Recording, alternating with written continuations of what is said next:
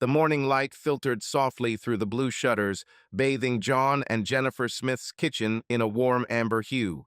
The house in the Chicago suburbs, with its neatly trimmed lawn and white picket fence, looked like it was cut out of a postcard about the American dream.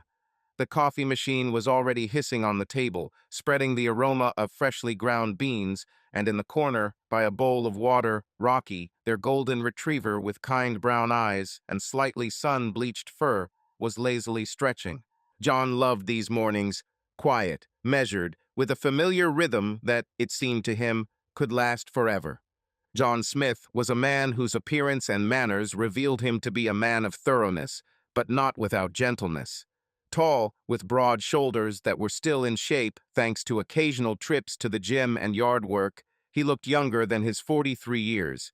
He combed his light brown hair, slightly touched with gray at the temples back, revealing a high forehead and attentive gray-blue eyes.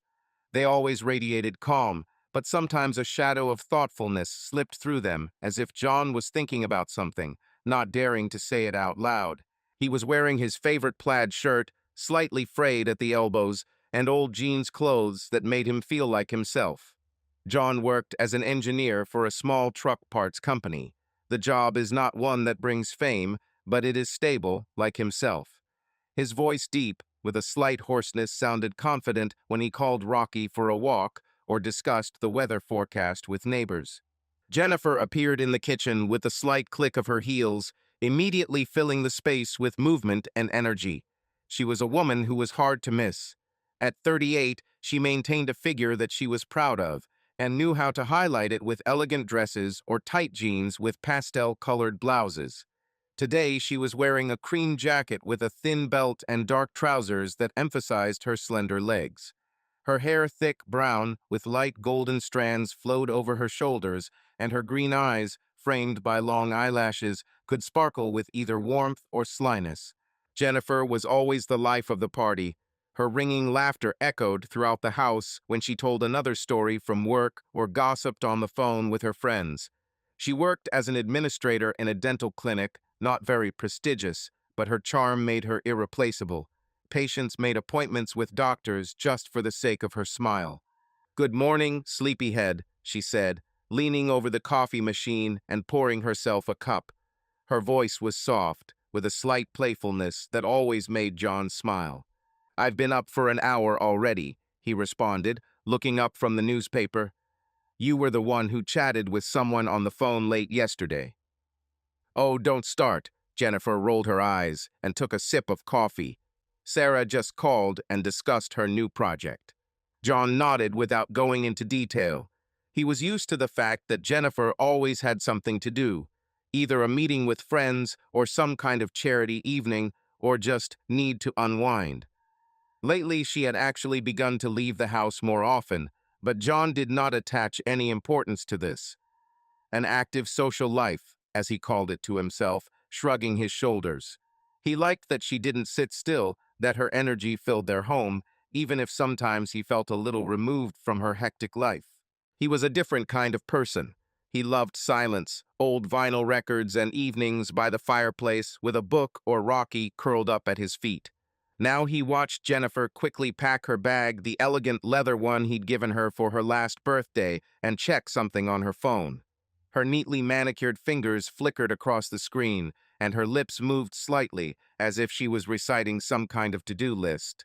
Rocky ran up to her, tail wagging, and she absent-mindedly patted his head. "Don't forget to take him for a walk if I'm late, okay?" she said, already heading towards the door. "Where are you going today?"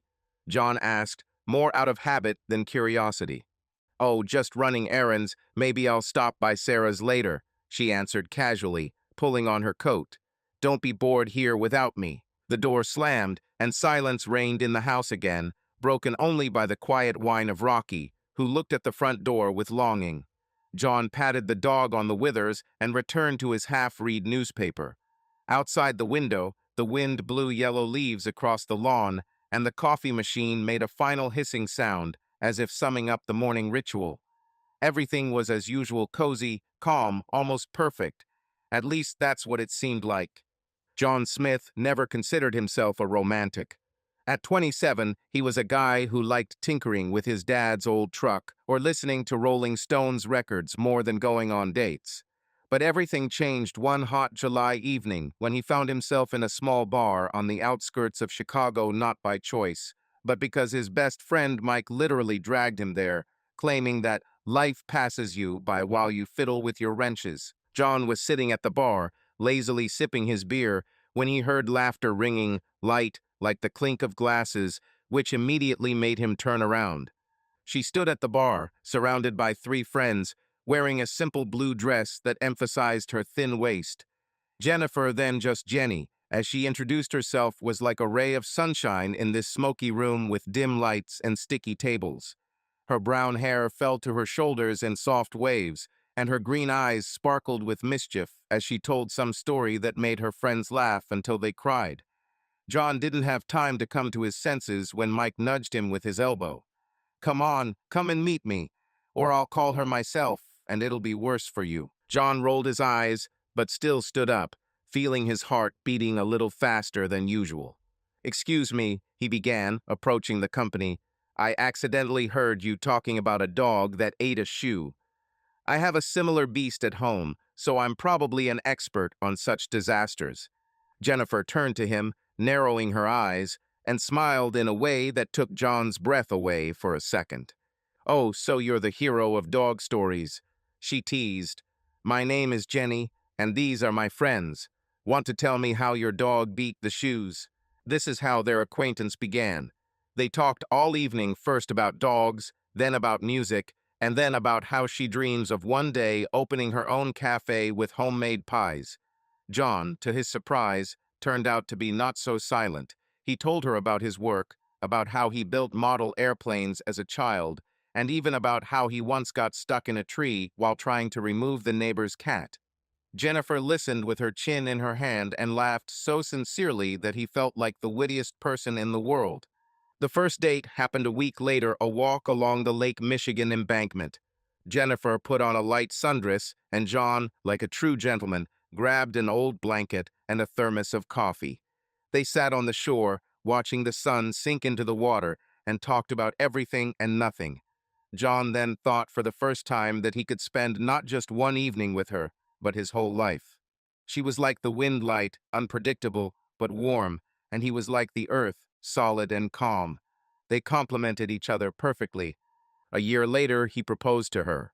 It was not pretentious, without orchestras and balloons, as they show in the films. It was just that one evening, as they sat on the couch in his small apartment, and it was raining outside. John turned to her and said, "Jenny, I'm not a wordsmith, but I know that I want to wake up with you every morning. Marry me."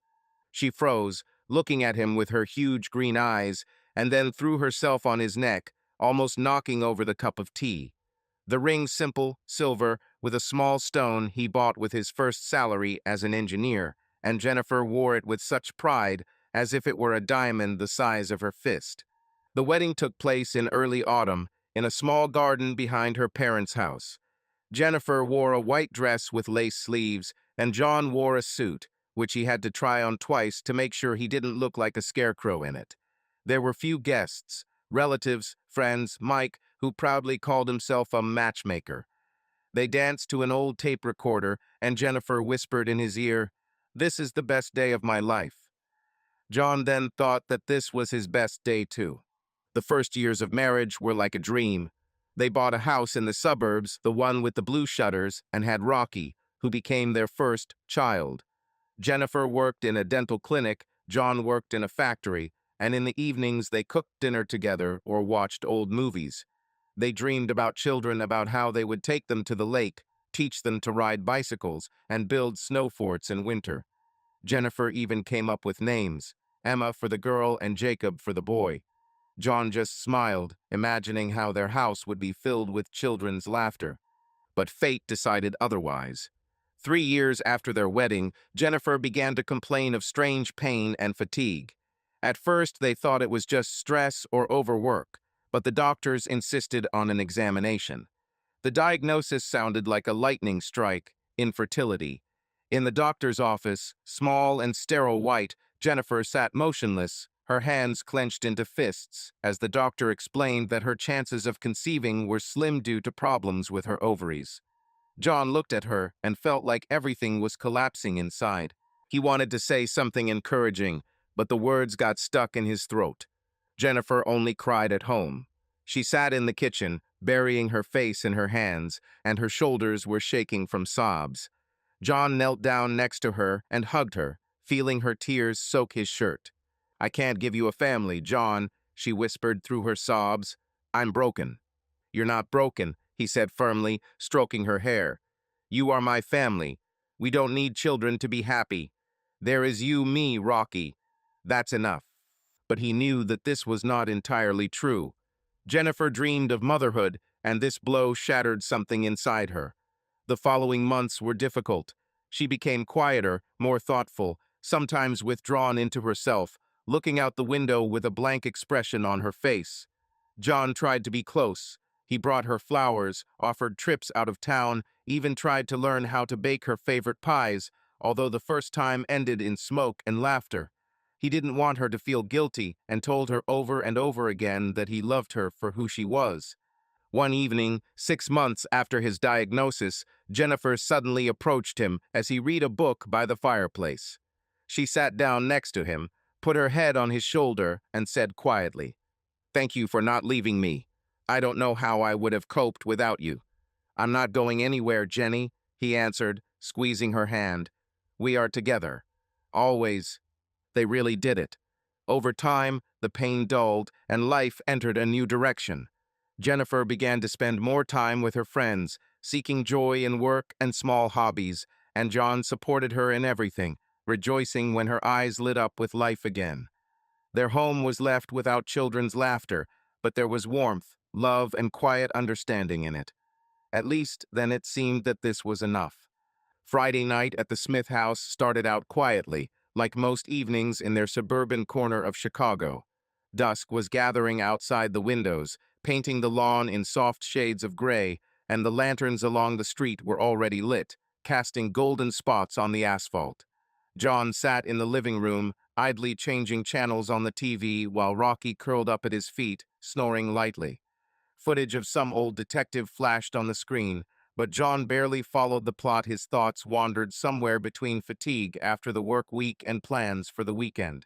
Maybe he should go to the lake, he thought, or just tinker in the yard with the lawn mower. Nothing big, just something to shake things up. A noise from the bedroom interrupted his thoughts. Jennifer had been preparing to go out for half an hour, and now the sounds of her steps, interspersed with the clicking of heels and the rustling of fabric, were heard more and more clearly.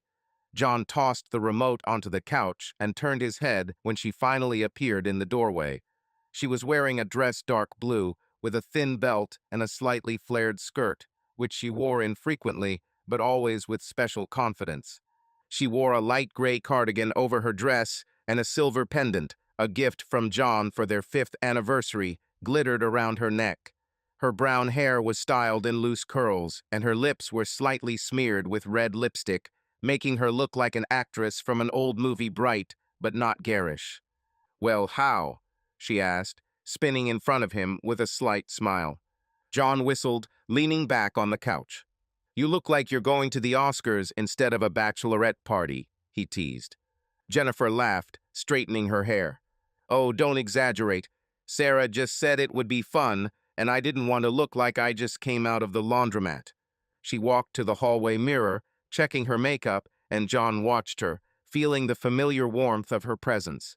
Jennifer always knew how to turn an ordinary evening into a small event. Her energy was contagious. She grabbed her purse, the same leather one he had given her a couple of years ago, and began rummaging through it, muttering something about keys and a phone. John stood up from the sofa, stretched until his joints cracked, and walked over to her, looking over her shoulder. "So what kind of bachelorette party are you having?" he asked, crossing his arms. "Sarah is getting married, and you decided to give her a farewell to her single life." "Exactly," Jennifer answered, without looking up from her bag. She finally decided to associate herself with this Ben of hers. "We'll drink cocktails, dance, and probably laugh too loudly. You know Sarah, she doesn't know how to have fun quietly." John chuckled. Well, the main thing is that you don't have to be removed from the station for violating the order. Jennifer finally found her keys, jingling them triumphantly, and turned to him with a sly smile. Don't worry, I'll be a good girl. Well, almost. She winked and leaned over to kiss him on the cheek. She smelled like a floral perfume, the same one she'd bought last summer, with notes of jasmine and something else John couldn't quite make out, but always associated with her. She started towards the door, but stopped to pat Rocky on the head. The dog wagged his tail, lazily opened one eye, and immediately dozed off again. Don't wait for me early, okay? Jennifer said over her shoulder, already pulling on her coat. These bachelorette parties always drag on. John smirked as he walked back to the couch. Yes, I remember how you returned after last night at 3 in the morning and claimed that it was the best evening ever. The main thing is, don't forget where we live. Very funny, she responded, rolling her eyes, and with these words, she slipped out the door. The house was instantly empty. John heard the engine of her old Honda Civic start. The car drove out of the yard, and only then there was silence such that even the ticking of the wall clock in the kitchen suddenly became louder. He picked up the remote control again, but instead of turning on the TV, he simply looked at the dark screen, where the weak light of the lamp was reflected. Rocky sighed in his sleep, turned over on his side, and John involuntarily smiled. Here's some company for you, he thought. For some reason, at that moment, a slight anxiety stirred in my chest, barely noticeable, like the shadow of a cloud in a clear sky. Maybe because Jennifer looked especially dressed up today, or maybe because of how casually she said, "Don't wait too early." John was used to her going out with her friends. They were part of her life, her way of throwing out energy that he himself sometimes lacked. But today something was different. He couldn't say exactly what it was, just a feeling, like a light prick somewhere under the ribs. He shook his head, driving away the thought. This is nonsense, he muttered under his breath, and nevertheless turned on the TV, raising the volume to drown out the silence. On the screen, a detective was interrogating a suspect, and John tried to focus on the plot, but his eyes kept returning to the front door. He imagined Jennifer now sitting somewhere in a noisy bar, laughing at Sarah's jokes, sipping a margarita, her favorite cocktail, with salt on the rim of the glass. She always returned from such evenings slightly tipsy, with sparkling eyes and a bunch of stories that he listened to with a smile, even if half of them were about people he barely knew. Rocky suddenly raised his head, staring at John as if sensing his mood. "What, old man?" John asked, reaching out to scratch the dog behind the ear. "You're bored without her, right? A little for me, too." He got up, walked around the living room, and looked out the window. The street was empty, only the wind blew a few crushed leaves along the sidewalk. John sighed and returned to the couch, deciding that it was better to wait for her with a book than to stare at the TV. He took an old collection of Hemingway stories from the shelf, tattered, with yellowed pages, and opened it to a random page. But even lines about fishing and the sea could not completely distract him from that light, inexplicable feeling that settled in his chest. She's just having fun, he told himself as he turned the page. And yet, when the clock struck 9, and then 10, John found himself listening to every rustle outside the window, waiting for the sound of an approaching car. It was just a habit, he decided. Or maybe Friday was just too long. Saturday morning at the Smith house began with lazy light filtering through the curtains. John woke up later than usual. The clock on the bedside table showed almost 9, and he was surprised to note that he slept like a log, despite the fact that he went to bed long after midnight. Jennifer returned from the bachelorette party at about 2 in the morning. He heard the front door slam and how she, trying not to make noise, made her way into the bedroom. She muttered something quietly, it seems. Everything was fun, but John, already falling back into sleep, just nodded and turned over to the other side. Now her side of the bed was empty, the sheets slightly rumpled, and the pillows still had a faint trace of her perfume. John stretched, feeling his joints crack, and slowly crawled out of bed. He was wearing an old t-shirt with a faded rock festival logo and gray sweatpants, his standard weekend home uniform. It was cloudy outside, the sky was overcast with gray clouds promising rain, and this only intensified the feeling of sleepy silence in the house. He shuffled barefoot into the kitchen, where Rocky was already waiting at his bowl, tail wagging as if he hadn't eaten in a week. Yes, yes, now, John muttered, taking out a bag of food from the closet. While the dog enthusiastically crunched his breakfast, John turned on the coffee machine and looked out the window.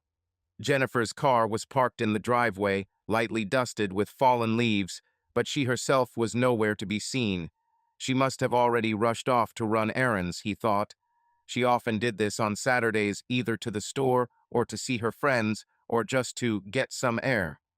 As the coffee slowly dripped into the cup, John noticed her coat casually thrown over the back of a chair in the living room, the same black one with a wide collar that she put on yesterday before leaving. He came closer, intending to hang it in the closet. Jennifer always left things anywhere, and this had already become their little household tradition. She throws it away, he cleans it up.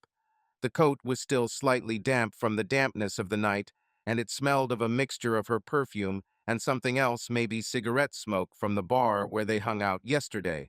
John picked him up by the shoulders, about to carry him into the hallway, when something fell out of his pocket and flopped softly onto the floor. He bent down and picked up a small piece of paper crumpled, with slightly frayed edges. It was a receipt printed on thin thermal paper, the kind you usually get from motels or small eateries. John frowned, smoothing it with his fingers. At the top, in bold letters, it said, Green Palms Motel. Below is the date, last night, 23:47, and the line, room for the night $65, paid in cash. There was no signature, just a stamp with an address somewhere on the outskirts of the city and small text stating that the check was proof of payment. John froze, holding the piece of paper in his hands.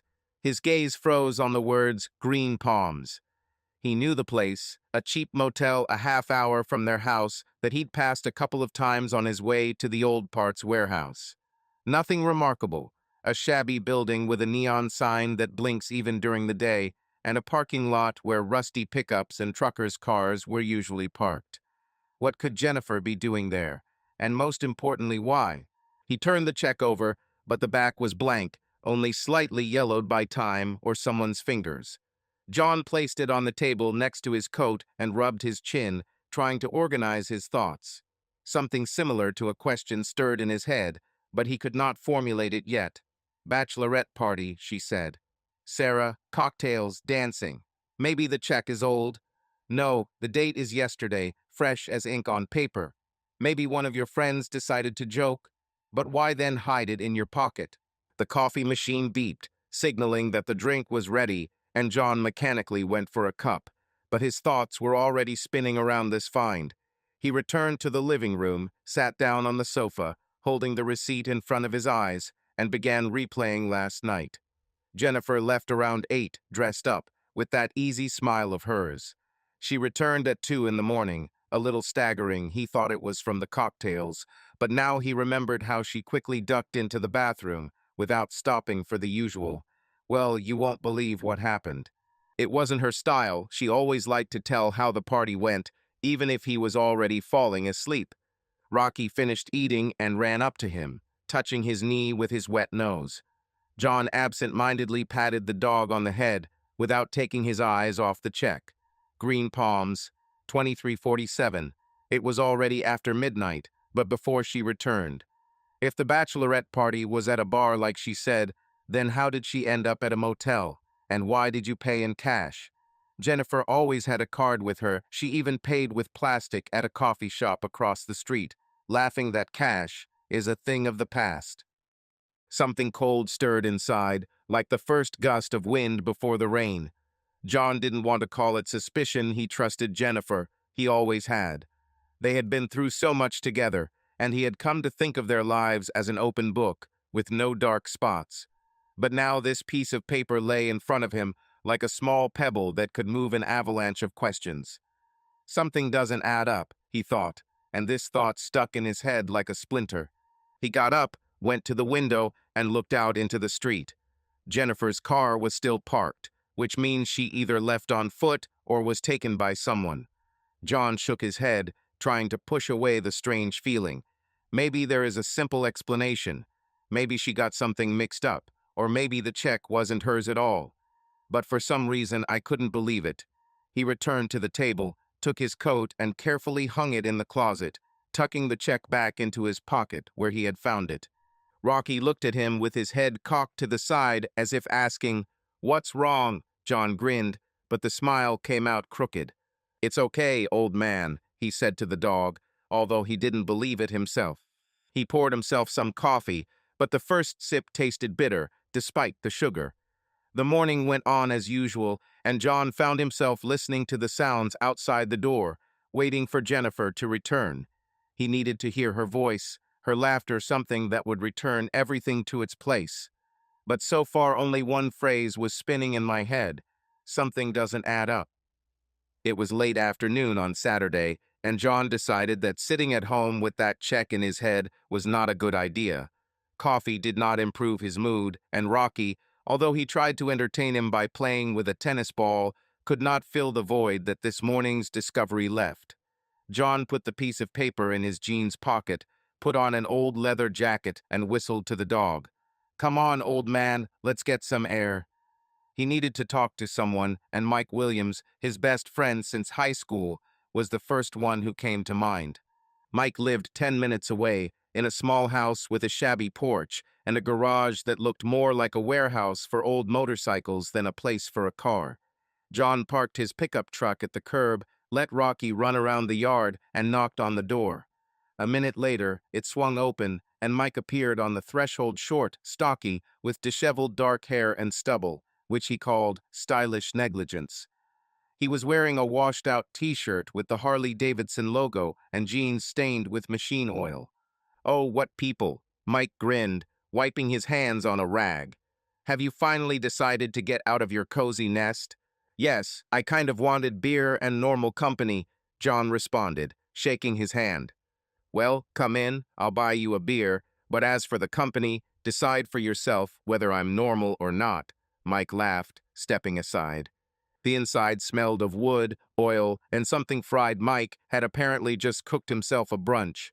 The living room was a typical bachelor's room, an old sofa with a sagging seat, a coffee table littered with motorcycle magazines, and a TV quietly blaring sports news. Rocky immediately smelled something interesting and began to explore the corners while Mike took 2 bottles of beer out of the refrigerator. They sat on the couch, clinked glasses, and spent the first few minutes just talking about nonsense. The weather, how Mike broke his bike again, how John was thinking about replacing his lawnmower. But John's thoughts kept returning to the check. He felt it in his pocket, like a tiny weight that was dragging down his entire mood. Finally, after another sip of beer, he decided it was time to lay his cards on the table. "Listen, Mike," he began, putting the bottle on the table, "this is the case. I found something strange this morning." Mike raised an eyebrow, leaning back on the couch. "Strange? Was it like Rocky ate your socks again?" "No, more serious." John reached into his pocket and pulled out a crumpled check, placing it on the table between them. "Here, found it in Jennifer's coat." Mike leaned forward, took the piece of paper with 2 fingers, and examined it carefully. His gaze ran over the lines. "Green Palms Motel, yesterday's date, paid in cash." He frowned, turned the check over as if expecting to find something else there, and put it back. "Motel?" he asked, looking at John. "Was it that she went there after work?" "After the bachelorette party," John clarified, and a note of tension involuntarily slipped into his voice. "I went to Sarah's last night and came back at 2 in the morning. And this, judging by the time, was somewhere in the middle of her fun." Mike whistled, rubbing the back of his head. He took a sip of his beer, clearly thinking about what to say. John knew that Mike had always been blunt, but knew how to choose his words when it came to something delicate.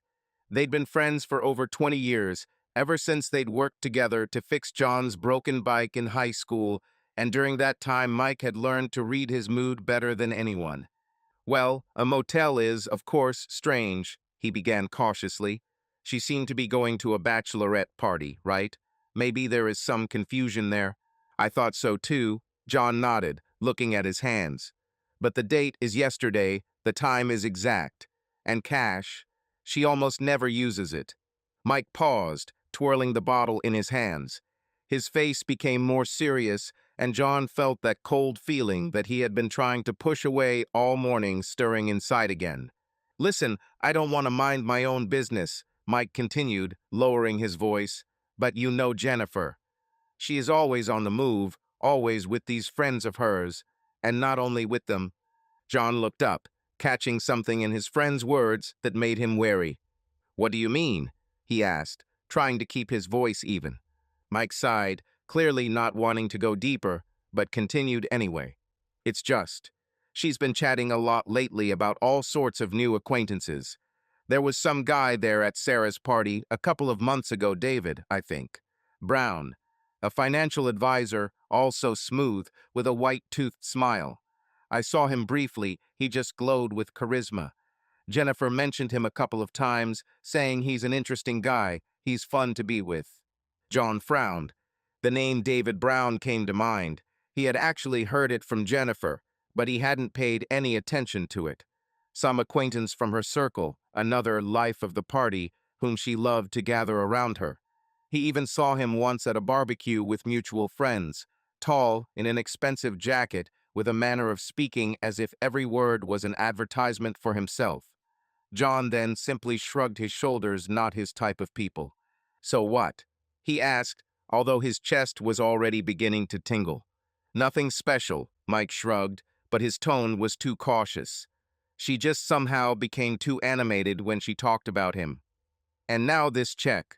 I'm not saying that there's something wrong here, but it's strange, I agree. John nodded, looking at the check lying on the table. Strange. That word perfectly described the entire morning.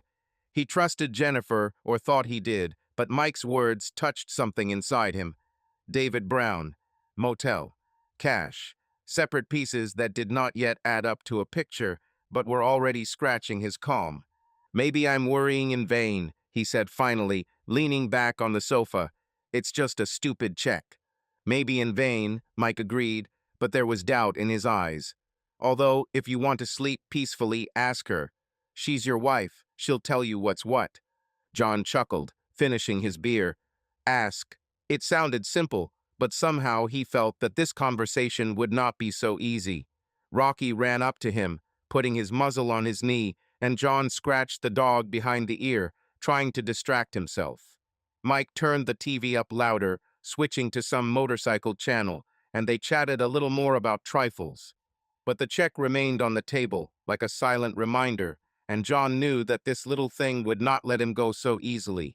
It was late Saturday when Jennifer finally returned home. John heard her even before she walked in. The sound of tires on gravel, the slam of a car door, and then the light click of heels on the porch. He sat in the living room, leafing through a book that he had never been able to finish reading that day. His thoughts kept returning to the check, which now lay in the kitchen table drawer, hidden under a stack of old bills. Rocky jumped up from the floor and rushed to the door, wagging his tail as if he was greeting a long-awaited guest. John put the book down, rubbed his temples, and stood up from the sofa, feeling the tension building inside him. The door swung open and Jennifer walked in, carrying with her the smell of cold air and the faint scent of her floral perfume. She was wearing the same cream jacket as in the morning, but now with a scarf casually tied around her neck, and in her hands was a paper bag with the logo of the local supermarket. Her hair was slightly disheveled from the wind, and her cheeks were pink, either from the cold or from fast walking. She glanced at John and smiled, but the smile came out tired, almost mechanical. Hi, she said, setting the bag down and leaning over to pat Rocky on the head. I thought you were already asleep. It's still early, John responded, trying to sound casual. Where were you? Oh, on business, she replied, taking off her coat and hanging it on a hook in the hallway. I popped into the store, I had to buy something. She walked into the kitchen without looking at him and began to unpack the package. A can of soup, a pack of rice, a couple of apples. John followed her, crossing his arms over his chest. He'd been rehearsing this conversation all day, first with Mike, then in his head as he drove home, but now that the moment had come, the words felt as heavy as stones. He didn't want to start a quarrel, but he couldn't remain silent any longer. The check burned him from the inside, demanding an answer. "Jenny," he began, leaning against the door frame, "I found something in your coat this morning." She froze for a second without turning around, continuing to take out the groceries. Her fingers trembled slightly as she placed the jar on the countertop, but her voice remained level. "What did you find?" she asked, finally turning to him. There was a flicker of curiosity in her green eyes, but nothing more. John took a step towards the desk, opened a drawer, and took out a check, holding it between his thumb and forefinger. He handed the piece of paper to her, observing her reaction. "This, Green Palms Motel. Last night, it was almost midnight. Paid in cash." Jennifer looked at the check, then at John, and her face lost color for a moment. She quickly looked away, as if the piece of paper might bite her, and put her hands on the table, leaning on them, as if she suddenly needed support. Silence hung between them, thick and heavy, broken only by the quiet whimpering of Rocky, who was still spinning at her feet. "Well?" John pushed when the silence dragged on. "What is this?" Jennifer stood up straight, crossed her arms, and looked at him with a cold clarity he hadn't expected. Her lips pressed into a thin line, and steel appeared in her voice. "I don't know what you're talking about, John," she said dryly. "This is some kind of mistake." He blinked, not immediately finding what to answer. Error? It was the first thing that came to his mind in the morning, but now, looking at her face at that strange mixture of panic and anger hidden behind a cold mask, he felt doubts begin to grow. "Error?" he asked, trying not to raise his voice. "Jenny, this is your pocket. The date is yesterday. You went to a bachelorette party, and here's a check from the motel. How can this be a mistake?" She turned away, going back to her groceries, but her movements became abrupt, almost mechanical. John noticed how her fingers squeezed the apple a little tighter than necessary before she placed it on the table. "Maybe someone put it there," she said over her shoulder, "or I took it by accident. I was with the girls. A lot of things were happening there. I don't know, John, and I don't want to think about it." He stepped closer, feeling something hot boiling inside. Her tone, that cold, distant tone, was unfamiliar to him. Jennifer could be emotional, she could flare up or laugh, but he did not expect such evasiveness from her. "Accidentally," he repeated, not hiding his skepticism. "Are you saying that you accidentally ended up at a motel at midnight and paid cash for a room? Or that someone slipped you a check and you didn't even notice?"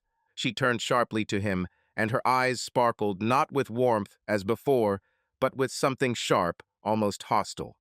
"What do you want to hear, John?" she snapped. "Why was I there?" "Well, if it's easier for you, think whatever you want. But I told you, I don't know where it comes from, and I don't like this interrogation." Her words hit me like a slap in the face. John opened his mouth to protest, but stopped when he saw her fists clenched. Her breathing was a little faster than usual, and her cheeks, which had recently been pink from the cold, were now covered with red spots. He was waiting for an explanation, something simple, logical, that would put everything back in place. Instead, he received a wall, cold, impenetrable, and, it seemed to him, hiding more than he wanted to know. "I'm not conducting an interrogation," he said finally, lowering his voice. "I just asked. This is weird, Jenny. You can see for yourself." "Strange or not, I answered you," she snapped, turning to the sink. "Let's close the topic. I'm tired. It's been a long day." She turned on the water, beginning to wash her hands, and the sound of the stream filled the kitchen, cutting him off from her even more. John stood looking at her back, tense, motionless, and felt a lump growing in his chest. Her answer did not reassure him. On the contrary, it only strengthened what had been stirring inside since the morning. This was not like her, not like the Jennifer he knew, not like the one who had laughed with him at the lake or cried on his shoulder years ago. He placed the check back in the drawer, closed it with a soft click, and walked out of the kitchen. Rocky trotted after him, as if sensing that his owner needed support. John sank onto the sofa, staring at the dark TV screen. Her voice cold, evasive, and Mike's words about strange behavior were spinning in my head. He didn't want to suspect her, but now he couldn't get rid of the feeling that a crack had appeared between them, thin as a hair, but already noticeable. Sunday morning was quiet at the Smith house, but it was far from quiet for John. He woke up early, before dawn, and lay in the dark for a long time, looking at the ceiling. Sleep did not come. Thoughts about yesterday's conversation with Jennifer were spinning in my head like a broken record. Her cold, evasive answer, "I don't know what you're talking about," ringed in his ears, and the more he thought about it, the more he felt that she was hiding something. He didn't want to believe the worst, but her reaction left too many questions that he couldn't find answers to by simply sitting back. Jennifer was still asleep, curled up under the covers on her side of the bed. Her breathing was even, calm, as if yesterday's argument had disappeared for her without a trace. John carefully climbed out of bed, trying not to break the floorboards, and went downstairs. Rocky was already waiting at the kitchen door, tail wagging, and John silently poured food for him while the coffee machine hissed, filling the air with its familiar aroma. But today even this did not bring comfort. He sat down at the table, clutching a hot cup, and stared at the drawer where the check lay. Green Palms Motel, 2347. This gave him no rest. He could no longer pretend that everything was fine. Jennifer made it clear that he would not hear the truth from her, at least not now. Her words, her look, her sharp refusal to speak, it was all like a wall behind which something was hiding. John didn't know what it was, but he felt that if she didn't tell him, he'd find out for himself. This decision did not come immediately. He tossed and turned all night, trying to convince himself that this was nonsense, that he was in vain. But by morning doubts gave way to quiet determination. He won't sit and wait for her to reveal her cards. He will find the answers. The first thing he decided to do was check where she really was. A bachelorette party was what she said, but the motel check didn't fit into the picture of cocktails and dancing with Sarah and her friends. Maybe she really was there, but not for long. John remembered how she left yesterday around 8, all dressed up, with a slight smile, and returned at 2 in the morning. 6 hours is too much for a simple evening with girlfriends, especially if part of the time was spent in a motel. He had to find out how it all happened. He stood up, quietly walked to the closet in the hallway, and took out her coat. He already took the check, but what if there was something else left there? John carefully ran his fingers through his pockets empty, only a couple of crumpled napkins and mint gum in a wrapper. Nothing useful. Then he turned his gaze to her purse lying on the shelf at the entrance. Jennifer always carried it with her small leather with a worn strap. He hesitated for a few seconds, feeling a little guilty about going through her things, but then pushed the thought away. If she doesn't want to talk, he has no choice. He opened the bag, trying not to make any noise. Inside there was the usual chaos: a wallet, a set of keys, lipstick, a couple of receipts from the supermarket. John pulled out his wallet and opened it. A few bills, change, a credit card. No trace of cash to explain the motel. He put the wallet back and took out Jennifer's phone, an old iPhone with a cracked corner of the screen. The screen was locked and John didn't know the password. He frowned, but decided to leave it at that. For now, hacking the phone was too much, even for him. Instead, he walked towards her car. Jennifer left the Honda in the driveway and John pulled on his jacket and walked outside. The morning air was cold, with a slight tang of dampness. It never rained, but the sky remained heavy. He opened the driver's door and looked inside. There was an empty bottle of water on the seat and a Starbucks coffee cup with her lipstick on the lid in the cup holder. John opened the glove compartment. Insurance, a couple of pens, an old parking ticket. Nothing unusual. He was about to close the door when he noticed something under the passenger side carpet, a corner of white paper. He bent down and pulled it out. It was another check, but not from the motel, from the Rusty Anchor Bar, a small establishment in the city center. John frowned as he looked at the piece of paper. The Rusty Anchor was a place where Sarah liked to gather her girlfriends. Jennifer mentioned it a couple of times. So she really was at the bachelorette party, at least in the beginning. But 8:32 p.m. is just half an hour after she left the house. If she was there, she obviously didn't stay long. What did she do for the next 5 hours before returning? He put the check in his pocket and walked back into the house, trying not to slam the door. Jennifer was still asleep. He could hear the faint creaking of the bed upstairs as she turned over in her sleep. John sat down at the kitchen table with both receipts spread out in front of him, one from the bar, the other from the motel. The bachelorette party started in a bar, that's clear. But then something went wrong or not according to the plan that she voiced to him. He rubbed his temples, trying to put the pieces together. Maybe she left with someone. Maybe the motel was part of some strange continuation of the evening. He didn't know, but now he was sure. She hadn't told him the whole truth. John stood up, put the receipts back in the drawer, and poured himself more coffee. As long as Jennifer didn't notice, he could move on. The first step is to find out more about the rusty anchor. Maybe one of the bartenders will remember last night. Or should I talk to Sarah? No, this is too risky, she could tell Jennifer, and then everything will be revealed ahead of time. It's better to start small, unnoticeably. He heard footsteps upstairs. Jennifer had woken up. John quickly finished his coffee, washed the cup, and returned to the living room, picking up a book to look normal. When she came down, in pajamas and with disheveled hair, he smiled at her as if nothing had happened. "Good morning," he said. "Morning," she said sleepily, heading towards the coffee machine. She didn't notice his gaze or the way he tightened his fingers on the cover of the book. John has already made his decision. He will find out where she was and why she lied, and he will do it without her suspecting anything. Bye. Monday started with gray skies and light rain that patterned on the roof of Smith's house, leaving streaks on the windows. John took a day off from work. He lied to his boss about family matters, which was not too far from the truth. Jennifer left for the clinic at 8, as usual, saying something about her busy schedule in parting. He waited until her Honda disappeared around the corner before he pulled himself together. The check from Green Palms lay in his jacket pocket, like a talisman or evidence he hadn't yet decided which. But one thing was clear. He had to see this place with his own eyes. The journey to the motel took less than half an hour.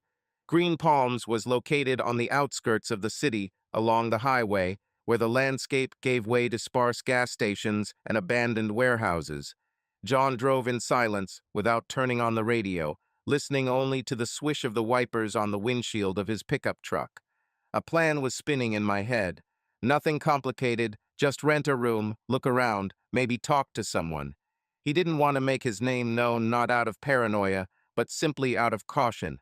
If Jennifer was there, it was better that no one connected him to her.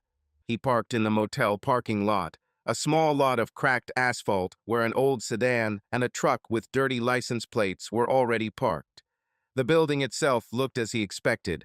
One story with peeling green paint and a neon sign where the letter P was blinking and the S had long since burned out. There was a canopy hanging over the entrance, under which dangled a registration sign. John turned off the engine, took a deep breath, and stepped out into the rain, pulling up the hood of his jacket. The inside smelled of dampness and cheap air freshener. Behind the counter sat a man of about 50, thin, with sparse gray hair and a wrinkled face covered in sunspots. He was wearing a rumpled short-sleeved shirt and had a badge hanging from his chest. Jeremy Carter, manager. He flipped through the newspaper lazily, but looked up when John came closer, ringing the bell on the door. "Good morning," John began, trying to sound casual. "I need a room for the night." Jeremy put the newspaper down, looked him over, and nodded. "There are free ones. $65, cash or card," he muttered, reaching for the logbook. "Name?" "Tom Richards," John lied, naming the first thing that came to mind. He took cash out of his wallet, 320s, and a 5, and placed it on the counter. Jeremy chuckled, counted the money, and wrote something in the journal without asking any questions. John noticed that his hand was shaking, either from age or from something else. The manager pulled out a key with a plastic fob engraved with 7 inches on it and held it across the counter. "Number 7, at the end of the corridor. If you need anything, knock here," he said, and returned to his newspaper. John was about to leave, but stopped. This was his chance. He coughed to attract attention and nodded towards the counter. Listen, I passed here a couple of days ago. I saw that you were busy. Friday, it seems. Is this often the case? Jeremy raised his head, narrowed his eyes, and shrugged. I wouldn't say it's lively. A typical Friday, a couple of truck drivers, locals sometimes drop by. Well, sometimes there are all sorts of couples, he grinned, showing yellow teeth. Who can tell them apart, either the bride and groom or some kind of lovers? Damn it, what difference does it make to me as long as they get paid? John felt his heart beat a little faster. He put his hands in his pockets to hide his tension and continued casually. Yeah, I see. Just curious.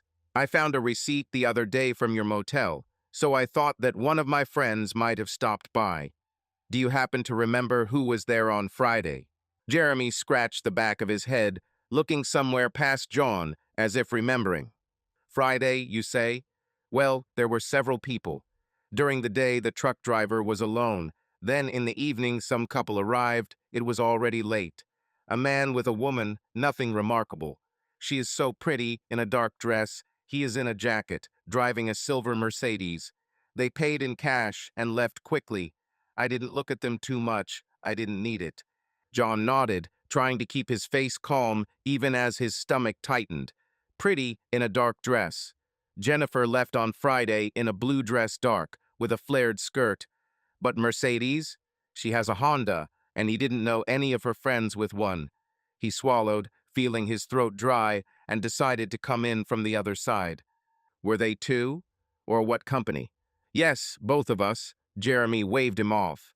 We arrived, took the key, and left an hour later. I also thought that they were fast, but what do I care about?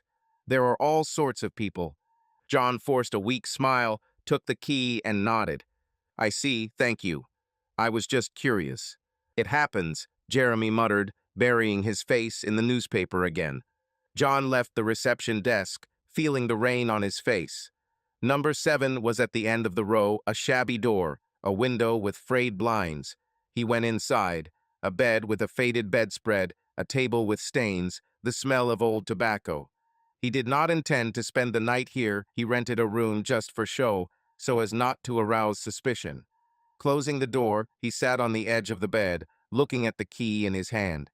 Jeremy's words echoed in his head. Pair, nice woman in a dark dress. Silver Mercedes. It could have been a coincidence the motel was not empty, and anyone could have moved in on Friday. But the time coincided with a check 2347, almost midnight. And cash. Jennifer rarely used them, but that's how the check cleared. John rubbed his face with his hands, trying to put the pieces together.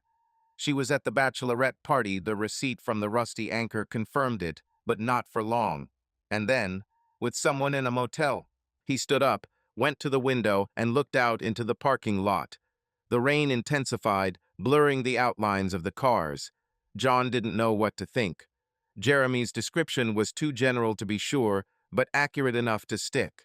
He needed more something concrete that would either clear up the questions or give him a reason to dig further. For now, he felt only a vague uneasiness, like a shadow that grows with every step. He threw the key on the table and left, deciding not to linger. Jeremy didn't even look up when John walked past the register. Getting into the pickup truck, he started the engine, but didn't drive right away. He just sat there, looking at the flashing sign. He took action, and there was no turning back. Tuesday was cold and windy, with low clouds hanging over the Chicago suburbs like a heavy blanket. John spent the morning at home, pretending that everything was as usual. He made coffee, fed Rocky, even leafed through the newspaper, although the letters blurred before his eyes. After his visit to Green Palms, he couldn't shake the feeling that he was missing out on something important. Jeremy Carter's words about a pretty woman in a dark dress and a silver Mercedes stuck in my head like a thorn. He needed more than vague descriptions. And when Jennifer announced at breakfast that she was going to lunch with a friend, John decided that this was his chance. She came out of the bedroom around noon, dressed up, but not too much. Black jeans, a light sweater, over which she threw a coat. Her hair was pulled back into a messy bun, and a small smile played on her lips as she pecked John on the cheek. "Don't be bored here without me," she said, picking up her purse. "I'll probably be back for dinner." "Yeah," John nodded, holding a cup of cold coffee in his hands. "Say hi to your friend." He waited until her Honda pulled out of the yard before he grabbed his jacket. Rocky looked at him sadly, but John said to him, "Stay at home, old man. I'll be there soon." He started the pickup, waited a minute for Jennifer to pull away, and then followed, keeping his distance. His heart was beating a little faster than usual. He felt both stupid and determined. Spying on your own wife? A week ago, he would have laughed at the idea. But now, after the check, after her evasiveness, he had no choice. Jennifer turned onto the main road, heading towards the center. John was 2 cars behind, trying not to lose sight of her, but not to get too close. Hero Honda moved confidently. She clearly knew the route. He expected her to head towards some cafe or restaurant, where Sarah or another friend could be waiting for her with a glass of wine and salad. But after 15 minutes, it became clear that the route was different. She passed the center, drove past the shopping district, and turned onto the highway, the same one that led to Green Palms. John gripped the steering wheel tighter, feeling his throat go dry. Motel? Again. He didn't want to believe that this was possible, but her car was confidently moving in that direction. The rain had long stopped, and now the sun was breaking through the clouds, reflecting off the wet asphalt. He kept his distance until a familiar sign with a flashing P appeared ahead. Jennifer slowed down, turned into the motel parking lot, and stopped at the far end, next to a silver Mercedes Shiny, with tinted windows and chrome wheels. John parked across the street at a gas station, where he could see the motel without being noticed. He turned off the engine and watched Jennifer get out of the car.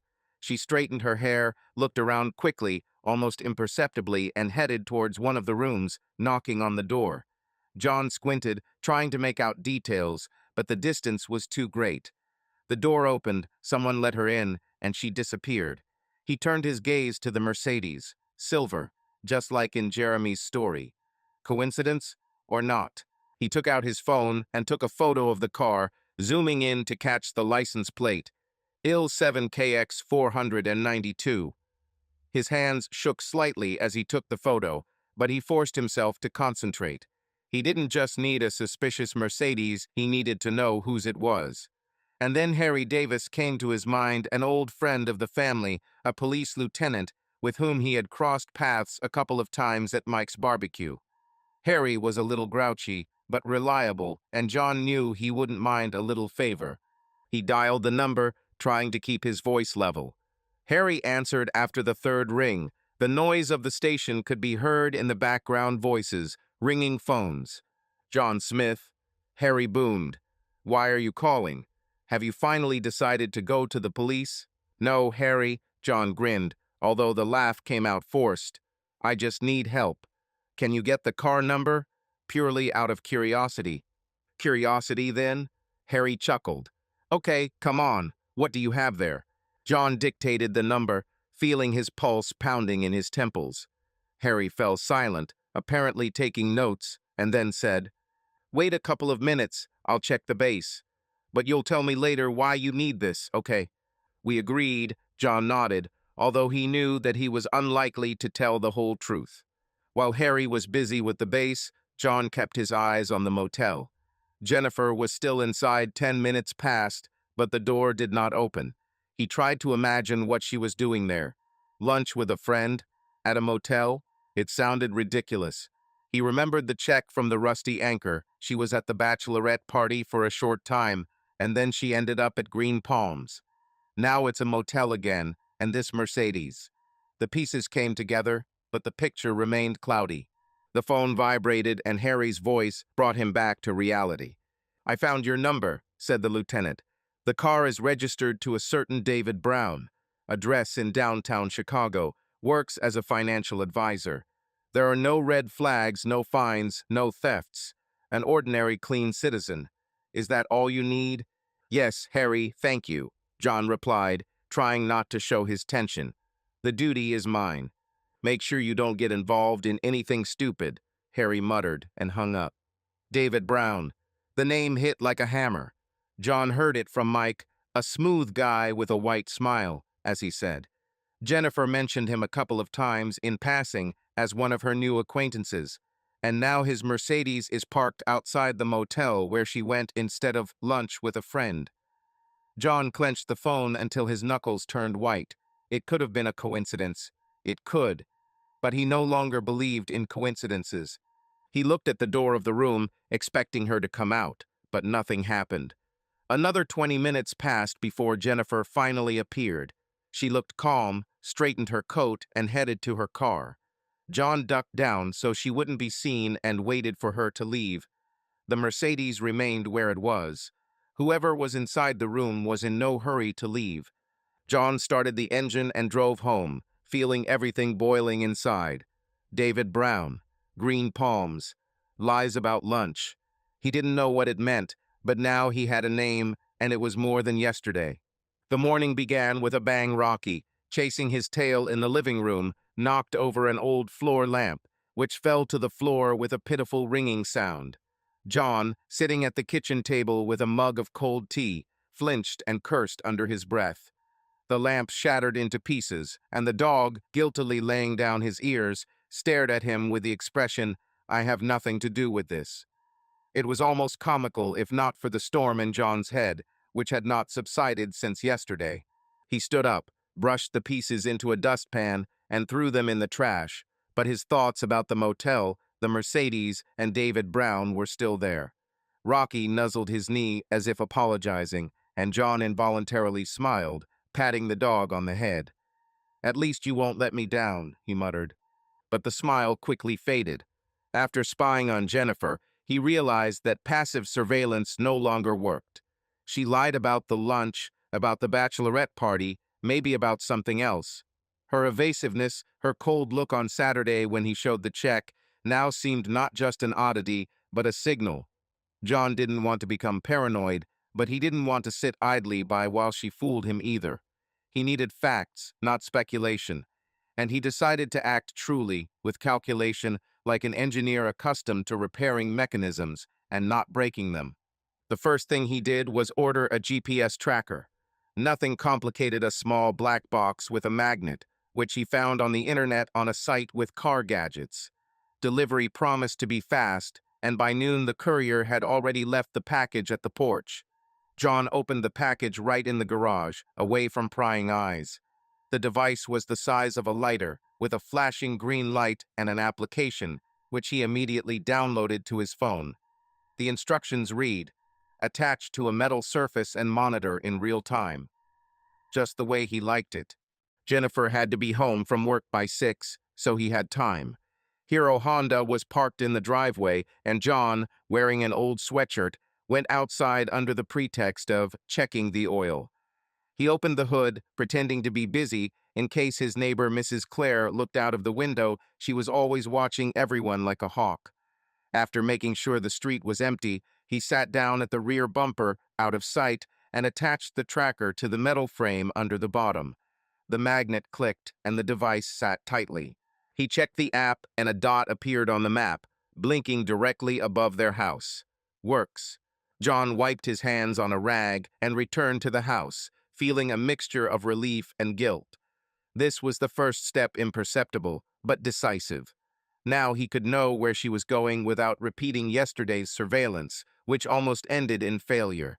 He didn't want to catch her red-handed, not yet.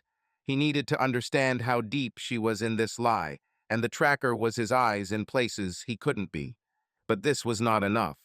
The check from the motel, David Brown's Mercedes, her strange absences, everything indicated that she was communicating with someone, and John wanted to know with whom and about what. Telephone billing might provide the answer. He couldn't hack her iPhone, it was too risky, and he didn't have enough skills. But he had Harry Davis, who had already helped with the car's license plates. John decided that being a lieutenant was his best chance.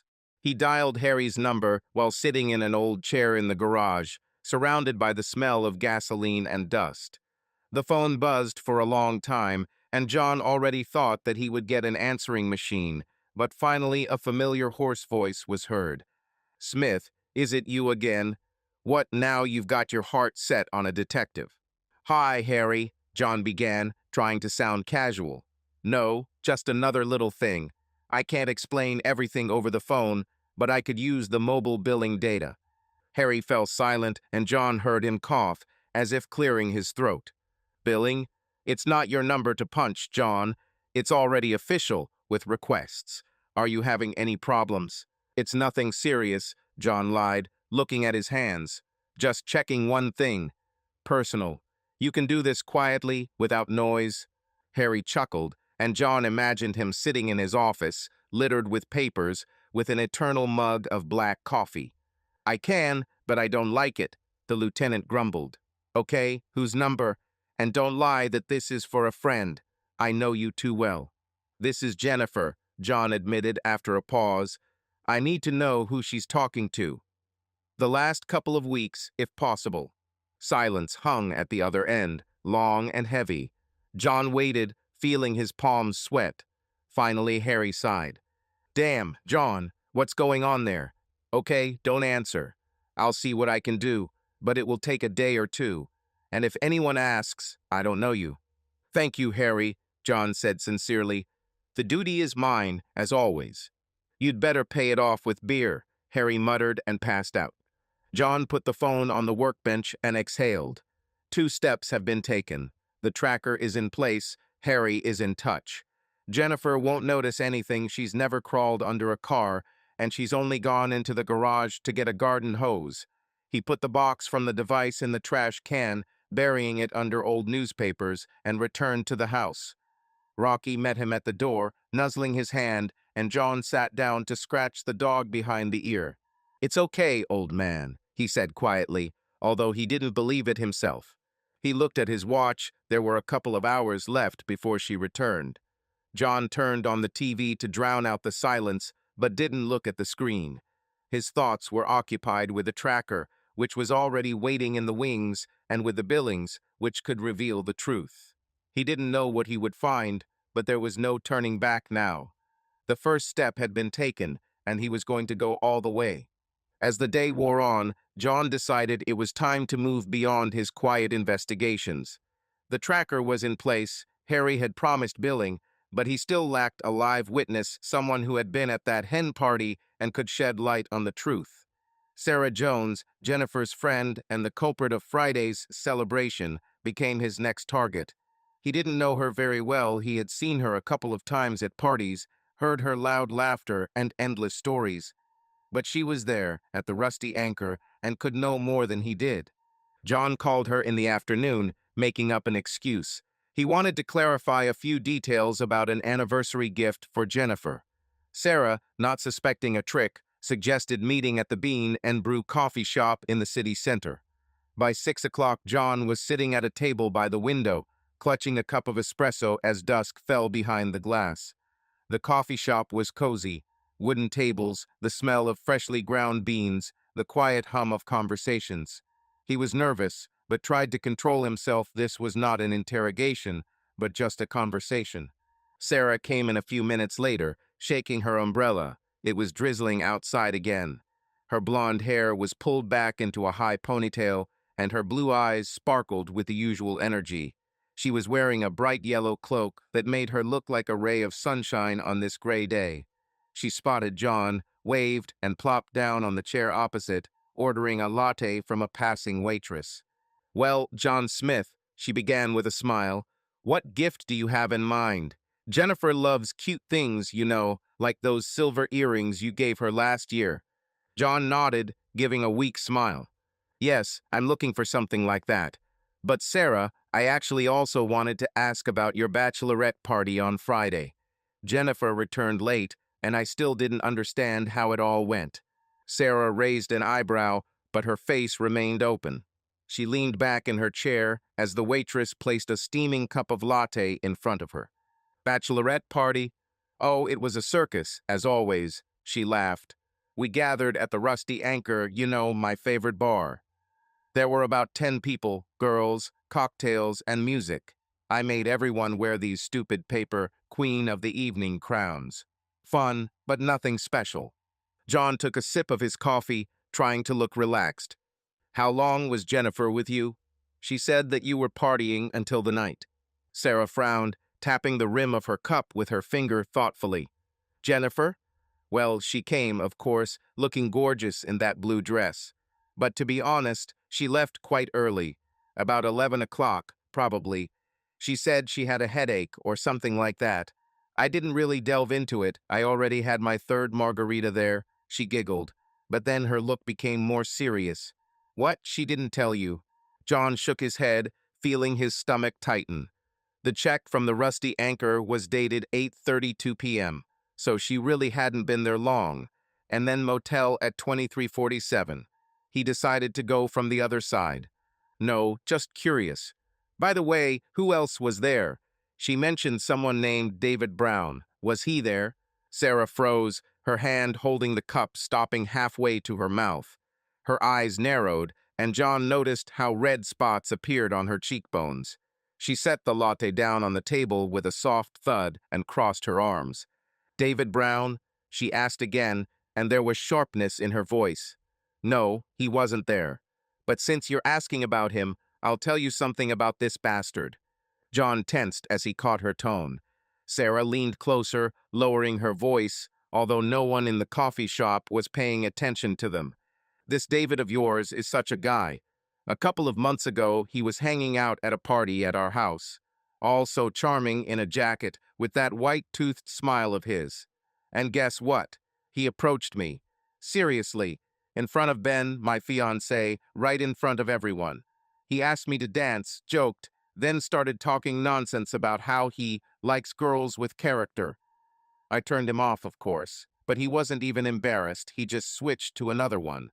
She snorted, brushing a strand of hair out of her face as her eyes flashed with anger. And then I heard from the girls that he's like that with everyone smiling, chatting, pretending to be a prince. Jennifer also said something about him, saying how interesting he was. I also thought that he was clearly making eyes at her. But for him to be at the bachelorette party, no, that didn't happen. Although, she hesitated, looking at John. If she left early, maybe she crossed paths with him somewhere. John squeezed the cup a little tighter, but tried not to give himself away. David wasn't at the bachelorette party, but his Mercedes was parked outside the motel yesterday, and Jennifer went there too. Sarah didn't know it, but her words only added fuel to the fire. He nodded as if he was just listening to gossip. Maybe she crossed paths, who knows, he said quietly. Is he really so? Arrogant? Impudent? Sarah almost spat out the word. John, he's like a shark in an expensive suit. I wouldn't even look at him if it weren't for his stupid charisma. Jennifer probably fell for it too. But if he tried to get to her, I would only sympathize with her. She fell silent, taking a sip of coffee, and her gaze became thoughtful. John felt a lump growing in his chest. Sarah confirmed that Jennifer had left and gave him a new piece of the puzzle. David is not just an acquaintance, but the type who doesn't miss an opportunity. It didn't prove anything, but it matched what he already knew.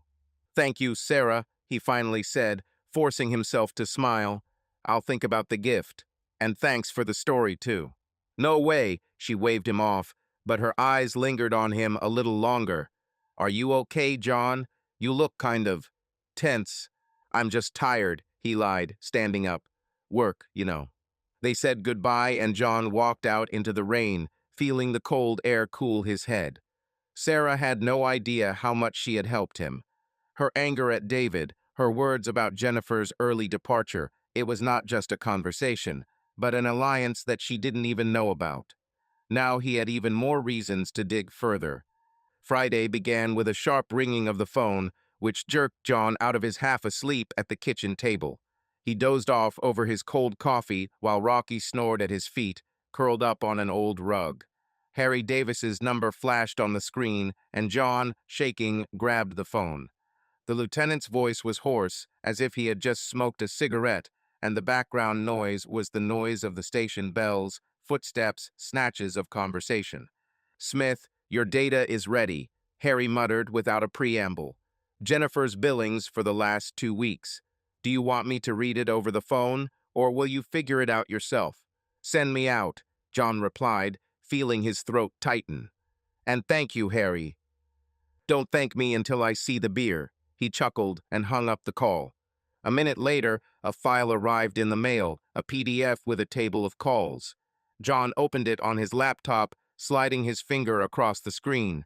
Numbers, dates, duration. Most of the calls were familiar. Sarah, colleagues from the clinic, a couple of calls to her mother. But one number was repeated too often, an unfamiliar one, with a Chicago area code. He ran down the list. 5 calls this week, then 8, and yesterday a long conversation at 11:14 p.m., almost 40 minutes. John swallowed, remembering last night. Jennifer said she was going to see a friend, returned late, and went to bed smiling as if nothing had happened. He picked up his phone and opened the GPS tracker app he had attached to her car. The map loaded slowly, but the dot was flashing clearly. Green Palms Motel. Yesterday, 10:50, 11:45 p.m. She was there while he sat at home with Rocky, leafing through an old truck magazine. And this call is right after the motel. John entered the number from his billing into the search engine, but found nothing, only confirmation that he was registered in Chicago. David Brown, he thought. Who else? The day passed in a kind of fog. Jennifer returned from work at 6, cheerful, with a bag of groceries and a bottle of wine. She chatted about the patients at the clinic, cooked pasta, even turned on music, an old Fleetwood Mac album, which they loved in the early years. John nodded and smiled, but everything was seething inside. She looked too happy, too carefree for a woman who went to motels and whispered to someone at night. He didn't ask anything yet. He needed proof, not her latest mistakes. Night fell quietly on the house. Only the wind whistled outside the windows, driving leaves across the lawn. John got into bed around midnight, pretending to be asleep as Jennifer turned off the light and curled up next to him. Her breathing was even, but he could not sleep. His thoughts were buzzing like a swarm of bees. He lay staring into the darkness until the clock showed 2 o'clock in the morning, and then he heard a faint rustling coming from below. At first he thought it was Rocky fiddling around in the kitchen, but the dog was sleeping in the living room, snoring by the sofa. The sound was repeated, the creaking of floorboards, a muffled knock, as if someone was moving carefully. John tensed, listening. It was coming from the basement, an old, dusty place where they rarely went except to get tools or boxes of junk. He sat up slowly, trying not to wake Jennifer, but her side of the bed was empty. When did she get up? My heart began to pound. He pulled on a t-shirt, silently crawled off the bed, and crept to the bedroom door. A weak light made its way from under the door into the corridor, dim, like from a flashlight. John stepped towards the stairs, holding the railing, and heard voices, quiet, muffled, but clearly hers. Jennifer, and another one, short, masculine, with a slight laugh. David. He froze, feeling the blood rush to his temples. Basement. In his own home. He took a step down, but the floorboard creaked under his foot, and the voices immediately fell silent. John stopped, holding his breath. A second later, a rustling sound was heard, fast, hurried, as if someone was about to leave. He rushed to the stairs to the basement, but it was too late. A door slammed somewhere below, and there was silence. When he came down, the basement was empty, only an old sofa with a sagging pillow, boxes in the corner, and the smell of dampness. The back door leading into the courtyard was ajar, and on the floor lay a piece of paper, empty, without inscriptions. Jennifer rose from the basement a minute later, in a robe, with a sleepy face. "John, why aren't you sleeping?" she asked, yawning. "I was trying to get some water, but I stumbled here in the dark." "In the basement," he clarified, looking into her eyes. "Yes, I thought there was a bottle left there," she answered, shrugging her shoulders, and walked past him upstairs. He didn't believe a word of it. Her robe was tied too neatly, and her hair was slightly disheveled, not from sleep, but from something else. John followed her back into the bedroom, but could no longer sleep. She was meeting someone right under his nose, in their house, while he was sleeping. David was the first name that came to mind, and he didn't have time to catch them. In the morning, while Jennifer was taking a shower, John made a decision. He didn't just need a tracker or billing, he needed to catch her in the act. He remembered an old voice recorder he had seen in the garage small with a sound activation function. If she goes down to the basement again, he will know with whom and why. John took the device out of his toolbox, checked the batteries, and hid it in the basement, stuffing it into an old tin box disguised as junk. Now all that was left was to wait. He didn't know what he would hear, but he was sure it would be the truth that she was hiding from him, and he was going to write it down. The day was overcast, with low clouds that gave the Chicago suburbs a dull, gray hue. John woke up with a heaviness in his chest after the night noise in the basement. He slept poorly, listening to every rustle. Jennifer, on the other hand, was cheerful. She was busy in the kitchen, pouring herself coffee into a thermos and throwing Rocky a piece of toast while the dog happily wagged his tail. John watched her silently, sipping his black coffee. Her green eyes sparkled as if she knew some secret, but he didn't ask anything. "Bye. I'll drop by my friend's today," she said, pulling on her coat and straightening her scarf. "We need to discuss something. We haven't seen each other for a long time." "Which one?" John clarified, trying to sound indifferent, although everything inside was tense. "To Liz from work," she said casually, picking up her purse. "I'll be back for lunch. Don't be bored here with Rocky." She pecked him on the cheek, leaving a light trace of lipstick, and slipped out the door. John waited until her Honda pulled away and opened the GPS tracker app on his phone. The dot flashed on the map, moving away from the house, but instead of turning towards the area where Lisa lived, the colleague from the clinic that Jennifer sometimes mentioned, the car headed towards the highway. 15 minutes later, the dot stopped. Green Palms Motel. John clutched the phone, feeling anger boiling in his chest. Motel again. Again a lie. He exhaled, trying to control himself. Today was his shift at the plant, a short one, until lunch, but he couldn't just sit and wait. He put on his jacket, whistled to Rocky so he wouldn't be bored alone, and went to work, taking one last look at the flashing dot. Green Palms. She didn't even try to hide her tracks, or she thought he was too blind to notice. At the factory, the morning passed slowly. John was fiddling with the drawings in his nook, checking parts for a new order, but his thoughts were far away. Around 10, he couldn't stand it and opened the app again. The dot was moving. Jennifer left the motel and was driving back. By 10:30, she was staying at home. John frowned at the screen. At home? She had to be at work Saturdays. At the clinic were her shifts. She herself complained about them a week ago. He checked his watch. Her shift started at 9. If she is at home and not at work, then what is she doing? He threw the screwdriver on the table, muttered something to his colleague about an urgent matter, and rushed to the pickup truck. His heart was pounding as he raced back, breaking a couple of speed limits. The road, usually calm, seemed endless. Every traffic light, every car ahead drove him crazy. He didn't know what he would find, but her lies about her friend, the motel, and now this at home instead of work added up to a picture that made him sick. When he turned onto their street, the Honda was parked in the driveway as if nothing had happened. The windows of the house were dark, the curtains were drawn, but the smoke from the chimney suggested that someone was inside.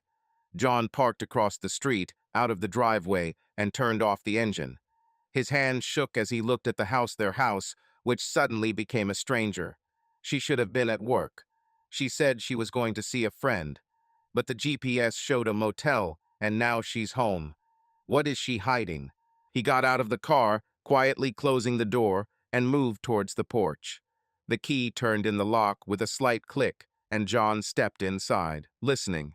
The silence was thick, only the faint hum of the refrigerator coming from the kitchen. Rocky didn't run out to meet him. It's strange.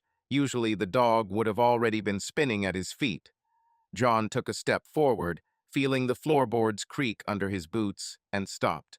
John stood in the hallway, listening to the silence of the house, which seemed too dense, almost tangible. The door behind him remained ajar, letting in the cold wind from the street, but he did not notice it. His gaze slid over familiar things: Jennifer's coat rack, a pair of her shoes by the threshold, Rocky's bowl in the corner of the kitchen. Where is the dog? Normally, the golden retriever would already be running towards him, tail wagging, but now even his usual whining could not be heard. John stepped forward, feeling his heart pounding in his chest, and called quietly, "Denny?" There was no answer. He walked through the living room. The TV was turned off. The sofa was empty. The pillows were neatly stacked, as if no one was sitting there. The kitchen was also lifeless. Her mug with half-drunk coffee stood on the table, and a napkin lay crumpled into a ball next to it. John climbed the stairs to the bedroom, the floorboards creaking, but there was no one there either. The bed was made. Her robe was thrown over the back of the chair. The house seemed abandoned, but her car was parked outside, and the smoke from the chimney hinted that someone was there. Where is she? He paused on the top step, listening, and then a sound reached him, weak, muffled, as if from afar. A rustling sound, and then a low groan, barely perceptible, but distinct. John tensed, turning his head. The sound came from below, from the basement. He remembered that night: footsteps, voices, the slam of the door. Really again. His feet carried him down, through the living room, to the narrow stairs leading to the basement. Each step sounded in his ears like a hammer blow, but he tried to move quietly, holding onto the railing with cold fingers. Having gone down a couple of steps, he stopped. The sounds became louder, rhythmic breathing mixed with quiet sobs and the rustling of fabric.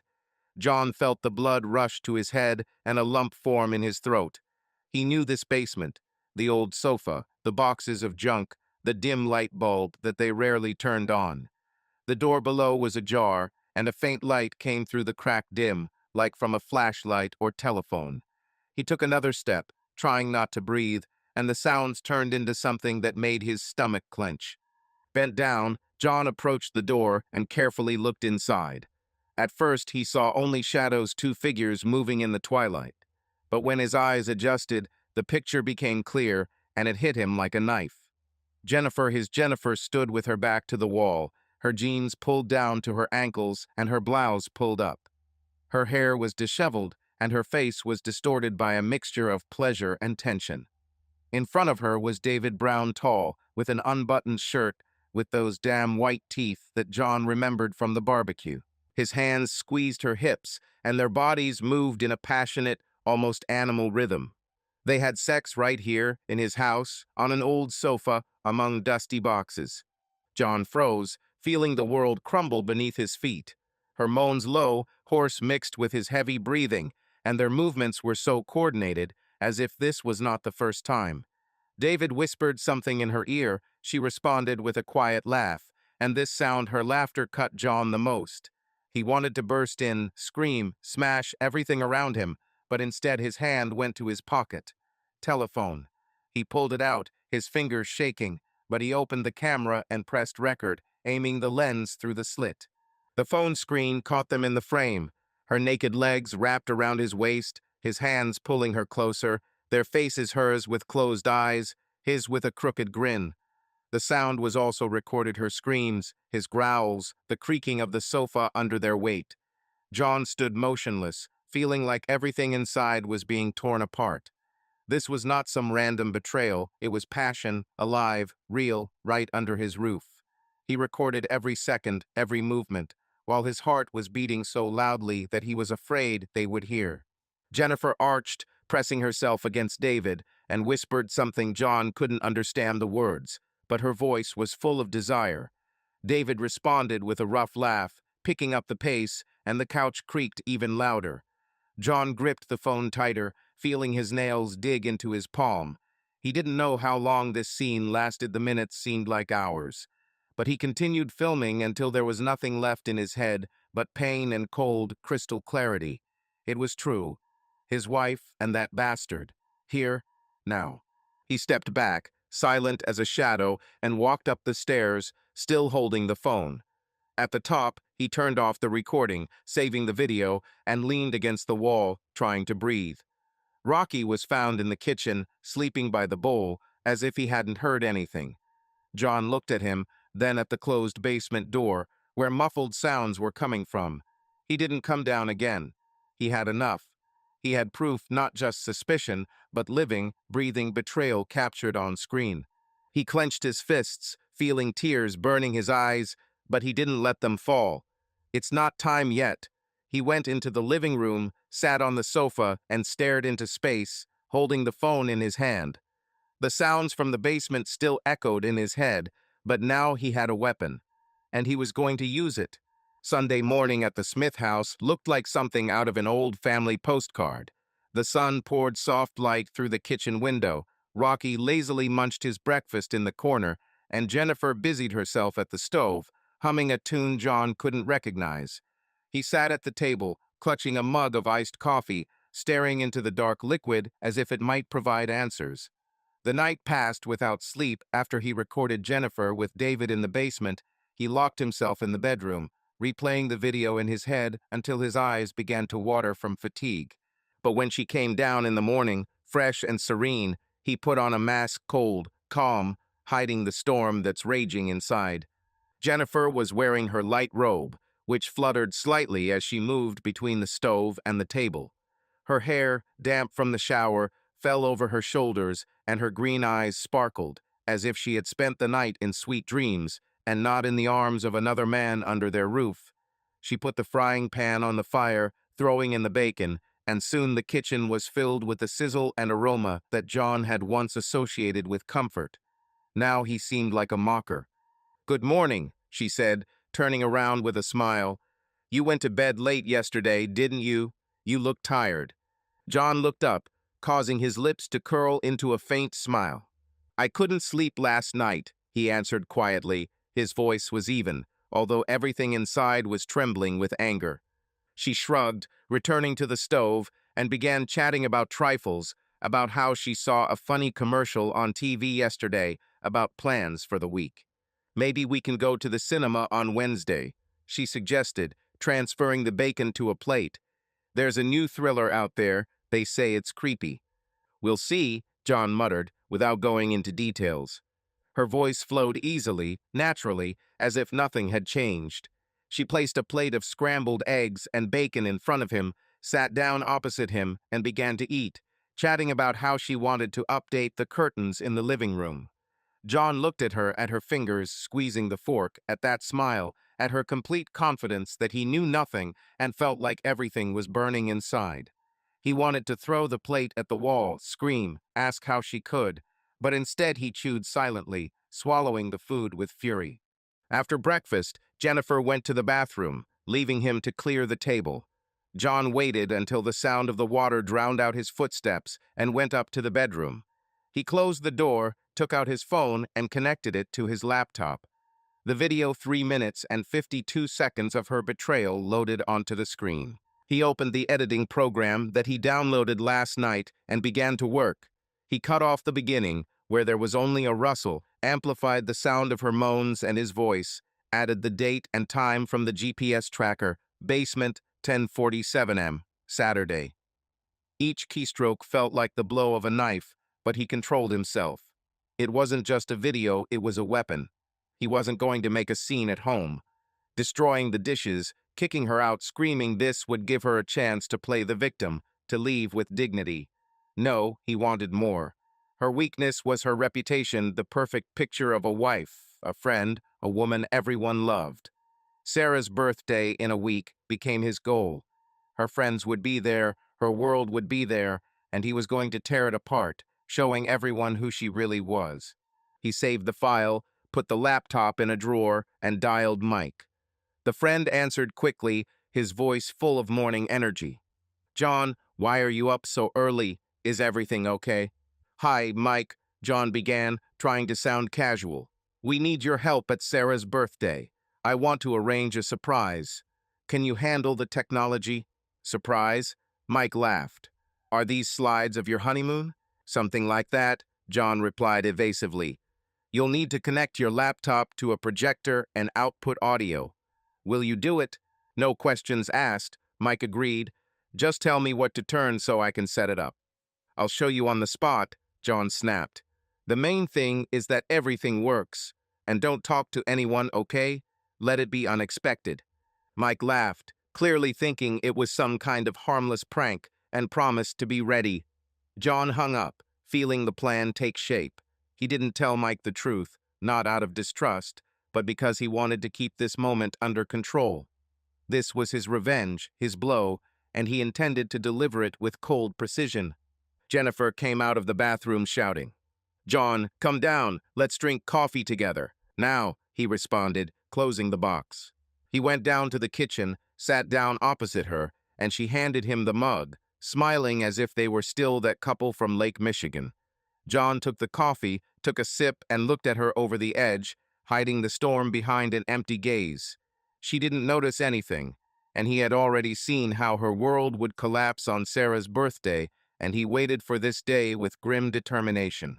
Sarah's birthday arrived on Saturday, bathed in the warm light of an autumn evening. Her house in the suburbs was buzzing with voices.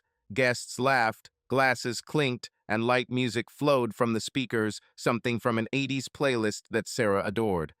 John stood at the entrance, holding Jennifer's waist as she took off her coat. She was wearing a red dress, tight-fitting, with a deep neckline, which she wore rarely, but always with confidence.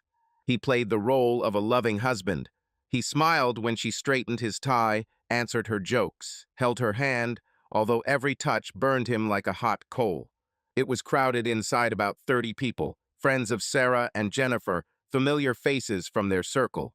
Sarah, in a bright yellow dress, rushed between the guests, hugging everyone and handing out glasses of champagne. Jennifer immediately joined the crowd, her laughter echoing through the room as she flirted with everyone who came her way, touching some guy from work on the shoulder, winking at an old friend of Sarah's. John watched her from the corner of his eye, holding a glass of water in his hands. He had no use for alcohol today. His plan required a clear head. He noticed Mike in the corner, tinkering with the projector and speakers that John had asked him to set up. Mike caught his eye, gave him a thumbs up and grinned, clearly thinking it was some kind of harmless surprise. John nodded in response, feeling the laptop in the bag at his feet getting heavier. The video was ready, 3 minutes of pure truth that he was going to throw in all these people's faces. And then he saw him. David Brown walked into the living room with the same confident smile that John remembered from the barbecue white teeth, polished like a car salesman. He was wearing a dark jacket, casually unbuttoned, and a shirt that emphasized his trim figure. He held a glass of wine, looking around the room like a king returning to his domain. Jennifer immediately turned around, her face lighting up, and she walked towards him, swaying her hips slightly. "David, you came after all," she said louder than necessary, glancing at John as if checking his reaction. "How could I have missed it?" he replied, leaning closer to her than he should have. "You invited it yourself." John squeezed her hand a little tighter, but smiled as if he hadn't noticed anything. Everything was boiling inside. She invited him here, into their circle, knowing that he was her husband. It was not just a challenge, but a slap in the face. He released her, allowing her to approach David, and walked back to Mike, pretending to check the equipment. "Is everything ready?" he asked quietly, leaning towards his friend. "Like a bayonet," Mike answered, slapping him on the shoulder. "When you give the signal, I'll turn it on." "What do you have there, Johnny?" "You'll see soon," John snapped, his voice cold but firm. The evening went on as usual. Toasts, dancing, laughter. Jennifer moved between the guests, but her gaze kept returning to David, who was standing by the fireplace, chatting with one of Sarah's friends. John waited for the champagne to do its job, for everyone to relax. And when Sarah raised another toast to friends and good times, he stepped towards Mike and nodded. "It's time," he said quietly. "Turn on the holiday video." Mike grinned, pressed a couple of buttons, and the lights in the room dimmed. The projector whirred, throwing a white square onto the wall above the fireplace. Guests turned to the screen, expecting something cute, maybe old photos or a humorous montage. Jennifer stood next to David, holding a glass, and smiled, suspecting nothing. John stepped back into the shadows, crossing his arms, and watched the screen come to life. The first to go were shots from the basement, dim light, an old sofa, her red dress pulled up. Then the sound her moans, low and hoarse, mixed with his growls. Jennifer and David, naked, entwined in passion, moved in a rhythm that could not be confused with anything else. Their laughter, her whisper faster, deafened the hall, bursting out of the speakers with such force that the glass in someone's glass rattled. The room erupted into silence and then chaos. Sarah dropped her glass. It shattered on the floor with a sharp clink. Champagne spilled across the parquet floor. Someone gasped, someone cursed, and Jennifer screamed, rushing to the screen.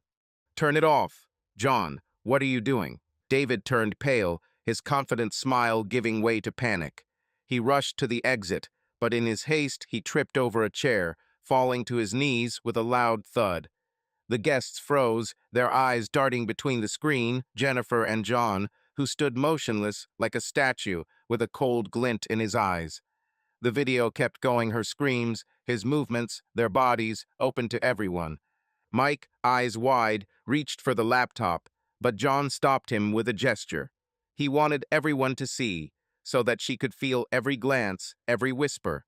It was her feast and her plague. Sarah's room was still buzzing with shock when the video ended. 3 minutes and 52 seconds of Jennifer and David's betrayal froze in silence, broken only by her hysterical scream. The screen went dark, but the images remained hanging in the air. Her naked body, his grin, their passion, smeared in front of everyone like dirt. The guests whispered, some looked away, others stared at her with their mouths open. David, still on the floor from his ridiculous fall, tried to get up, muttering something incomprehensible, but everyone was looking at Jennifer. She stood in the middle of the room. Her red dress now seemed ridiculous, and her face was distorted with tears and panic. She rushed towards John, grabbing his jacket sleeves so tightly that the fabric crackled. Her fingers dug into him, and her voice trembled, turning into sobs. "John, please listen to me. It's not what you think. I can explain. I didn't mean for it to happen." He looked at her, her tear-stained eyes, smudged mascara, trembling lips, and felt how everything inside was freezing. Her tears, which once could have touched him, now only caused disgust. He pulled his hand out of her grip, pulling away with such force that she almost fell. His voice was quiet, but sharp as a blade. "You said everything on the video, Jenny. I've seen everything I need to know. You're a woman of easy virtue who had sex in our basement while I was at work. There is nothing more to explain." The words came out with bitterness, saturated with the poison that had been accumulating in him since that morning in the basement. Her face turned white, as if he had hit her, and she opened her mouth to say something, but only sobbed, choking on her tears. The guests around fell silent, their whispers died down, and their gazes became even heavier. Sarah stood to the side, clutching the broken pieces of her glass, her eyes full of confusion and horror. David, finally getting up, froze at the door, but did not dare to go out. The crowd looked at him as if he were a leper. John turned his back to Jennifer, not looking at her anymore. Her sobs, loud, heartbreaking, echoed in the room, but he did not turn around. "John, please don't go," she shouted, rushing after him. But he was already walking towards the exit, waving away her outstretched hand. "You don't understand, I understand," he said over his shoulder without stopping. "You're scum, Jenny. Live with it." He walked past Mike, who stood at the projector with his mouth open, past Sarah, who tried to say something but just shook her head. The guests parted to let him through, their whispers behind him sounding like the sound of the wind, judgmental, curious, full of gossip. John didn't stop for anyone. He went outside, where the cold evening air hit his face, and inhaled it so deeply, as if for the first time in a week he could breathe freely. The pickup truck keys jingled in his pocket, and he got behind the wheel, not looking back at Sarah's house. Jennifer remained there, surrounded by whispering guests, with her shame, with her tears, with that bastard David, who was still hobbling somewhere behind. John started the engine, pulled out onto the road, and drove home, looking at the dark ribbon of highway in front of him. His hands on the steering wheel were cold, but firm. He was no longer shaking. The road home was deserted. Only headlights snatched pieces of asphalt from the darkness. There was an emptiness inside him, not the kind that oppresses, but a strangely light one, like after a long illness. The truth came out, and although the pain still burned somewhere deep, it was mixed with relief. He was no longer the blind fool who believed in her smiles and lies. He had shown everyone who she was, and now he could let it go, or at least start. As he turned into the driveway, Rocky ran out the door, barking and wagging his tail. John turned off the engine, got out of the car, and sat down, allowing the dog to lick his hand. He looked at the house dark, quiet, no longer shared by them, but only his. The emptiness was still there, but with it came something new, the feeling that he had survived. He walked inside, closed the door, and sat down on the couch, staring into the darkness as Rocky curled up at his feet. The party was left behind, and with it all her lies. A week has passed since that evening at Sarah's, and Smith's house, now only John's, has been transformed into a quiet fortress. John started Saturday morning with something he had been putting off for too long. He called a locksmith, a short guy with a toolbox, and by noon the old locks on the front door were replaced by new, shiny ones, with the keys only in his pocket. The sound of the key turning in the new lock sharp, clear, was like a period at the end of the sentence that he finally finished. Jennifer won't come in here again. This was his home. He walked through the rooms with boxes and garbage bags, collecting her things. He threw her red dress, the same one from the party, into the bag first, crumpling it without regret. Shoes, cosmetics, her favorite mug with the inscription, "Best Wife," everything that reminded her of her flew after her. He did not sort, did not fold neatly, he simply raked her life out of his, as one cleans rubbish from the corners. By 3 o'clock in the afternoon, 2 bags and a box stood on the porch, next to her old coat, which he hung on the railing. Let him take it if he wants. He didn't care. The phone rang as he was finishing. Her number appeared on the screen for the third time that morning. John looked at the flashing name, feeling his fingers curl into a fist. He didn't answer. Instead, he opened his messages, typed a short text, and sent, "Look for a new home. I filed for divorce." Sent. The screen went dark, and he threw the phone on the sofa without waiting for her answer. She called again, then again, but he turned off the sound and went into the kitchen to pour himself some water. Her voice, her tears, her excuses, none of it mattered anymore. By evening, the sky turned warm colors, orange and pink mixed on the horizon, flooding the lawn with soft light. John walked outside with Rocky, who immediately ran towards the grass, chasing invisible shadows. He sat straight down on the ground, not caring about his old jeans, and leaned back on his hands. Rocky ran up, nuzzled his wet nose into his palm, and John scratched the dog behind the ear, looking at the sunset. The sky was clear, without a single cloud, and for the first time in a long time he felt his chest expand, as if he could breathe deeper than before. Jennifer's things were still on the porch, black bags, a box, a coat fluttering in the wind. She didn't come for them, and John didn't expect her to come. Let them lie around until the neighbors' dogs took them away, or until the rain soaked her clothes into mush, he didn't care. He filed for divorce on Friday morning, leaving the papers with a lawyer, an old acquaintance from the bar, who promised to get everything done quickly. This was the final nail in the lid of her lie, and now she was locked out literally and figuratively. Rocky lay down next to him, resting his head on his knee, and John looked at him, feeling the warmth of his fur. The dog was the only one left, faithful, simple, asking no questions. The sunset slowly faded, leaving behind a dark blue stripe of the sky, and with it the weight that had been weighing on John for the past months went away. Revenge was accomplished not with fists, not with screams, but with a cold, precise blow, which he delivered in front of everyone. He showed her, showed them all, and now he could let go. He leaned back completely on the grass, looking at the sky, where the first stars began to appear. The emptiness that lived in him after the party gave way to something new, freedom. Not loud, not triumphant, but quiet, like this evening. He closed his eyes, feeling the wind move his hair, and for the first time in a long time he smiled weakly, but sincerely.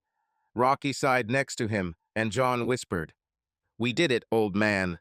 Now it's just us." He lay there until darkness covered the lawn, breathing easily for the first time in months. The revenge was over, and he could move on with his life.